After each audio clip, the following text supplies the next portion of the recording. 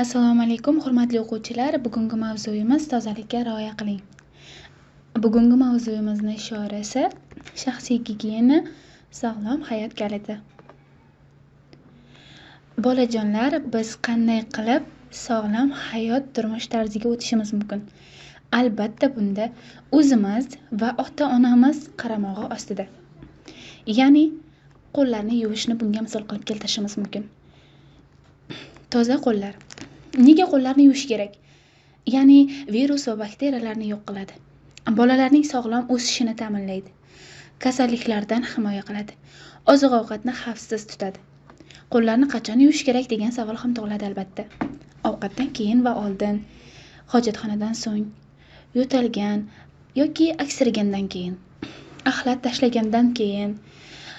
To'g'ri qo'l yuvish qoidalari, ya'ni bosqichlari. Bunda qanday yo'l tutiladi? Qo'llarni avval ho'llaymiz, so'ngra sovun surkaymiz. Kamida 20 soniyadan so'ng, ya'ni 20 soniya ishqalangandan keyin suv bilan chayib, toza sochiq yoki fen bilan quritib olamiz. O'tkir, yuqumli ichak va kasalliklardan himoyalaning.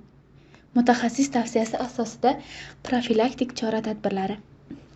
Qaynatilgan va toza suvni iste'mol qiling. Ovqatdan oldin va hojatxonadan chiqqach qo'llarni sovunlab yuvish odatini unutmang.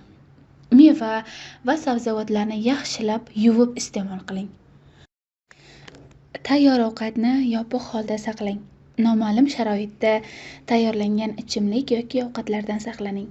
Yaroqsiz mahsulotlarni iste'mol qilmang. Mahsulot muddati va holatiga e'tibor bering. Alomatlar sezilsa, o'zboshimchalik bilan da'vo qilmang. Darhol shifokorga murojaat qiling.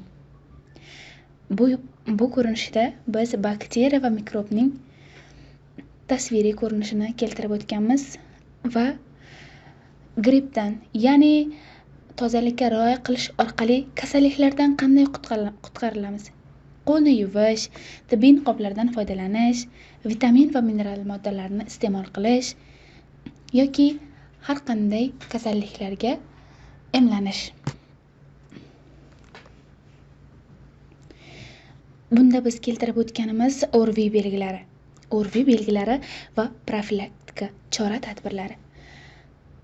Asosiy ORVI turli viruslar sabab yuzaga keladigan, asosan nafas yo'llari shikastlovchi o'tkir infeksion kasalliklar guruhidir. Ayniqsa kuz, qish mavsumiga